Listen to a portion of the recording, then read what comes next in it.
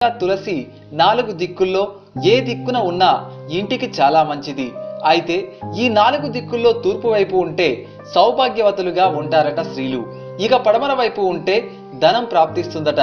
దక్షిణం వైపుగా ఉంటే మోక్షం వస్తుంది. ఉత్తరం వైపు ఉంటే మంచి జ్ఞాపక శక్తి, సద్బుద్ధి కలుగుతుందని పండితులు అంటున్నారు. ఇక తులసిని పూజించే స్త్రీలు అత్యంత శుభ్రతను పాటించాలి. ఇక బహిష్టు సమయంలో తులసిని ఎట్టి పరిస్థితుల్లోనూ ముట్టుకోరాదు. తులసి చెట్టుకు పోసే నీరు తాజా నీరు అయి ఉండాలి. ఒకవేళ తాజా నీరు లేనట్లయితే ఆ నీటిలో కాస్త పసుపు కలిపి పోయాలి.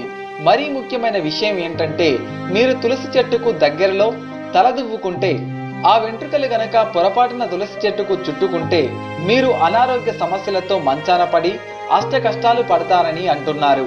మిమ్మల్ని ఏ దిక్కు కాపాడదని చెబుతున్నారు. ఈ విషయాలన్నీ బ్రహ్మ వైవర్త పురాణంలోనూ తులసి మహత్యంలోనూ చెప్పబడ్డాయి.